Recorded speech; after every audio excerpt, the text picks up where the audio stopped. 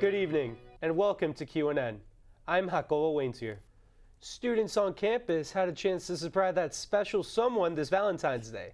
Thanks, guys. Today we were blessed with some beautiful weather, allowing people to hang out on the quad throughout the day. But if you're thinking about doing the same tomorrow, you might want to think that through again. During Real Madrid's 4-2 Champions League win against Bayern Munich, Cristiano Ronaldo made Champions League history.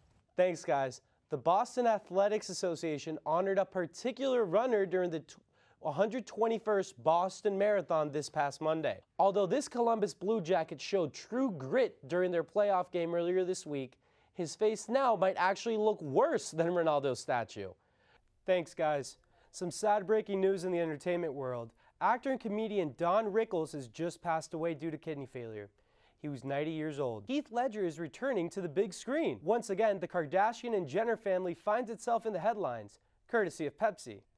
Well, that's all I have for this week's Dose of Entertainment, but at the desk, what celebrity would you guys like to see run for office?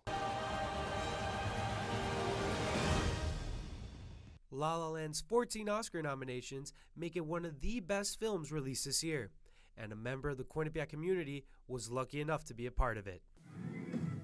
QU alum and media production specialist Jim O'Connor starred in the film as a background actor, portraying a jazz club patron. During production, he never thought of how big the film could be.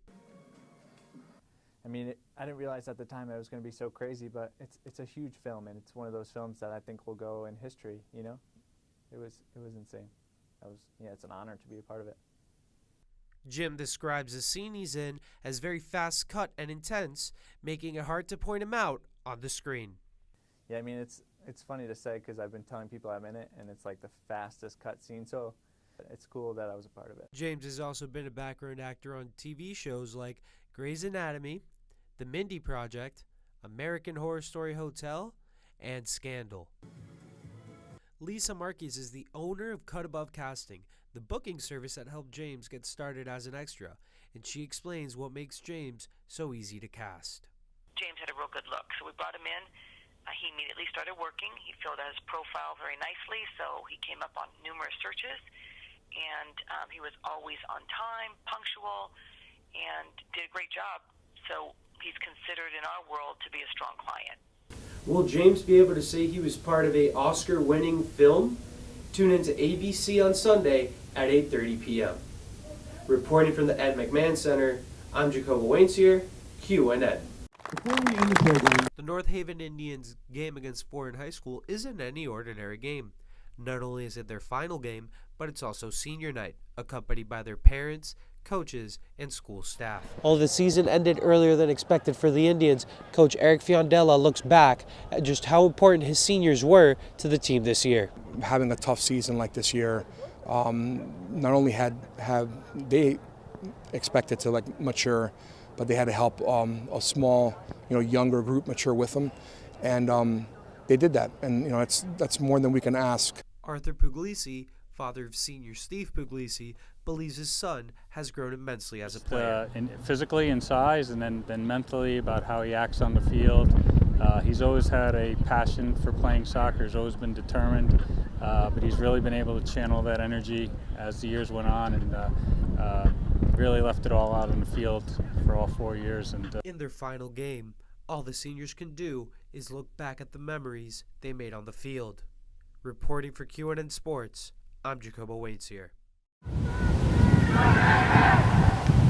Whether it's double tapping on an Instagram post, using the school's geotag on Snapchat, favoriting a tweet, or scrolling through a school's Facebook page, colleges and universities around the country are using social media to build brand loyalty amongst their students. We're a school of passionate academics, strong athletics, and a vibrant community.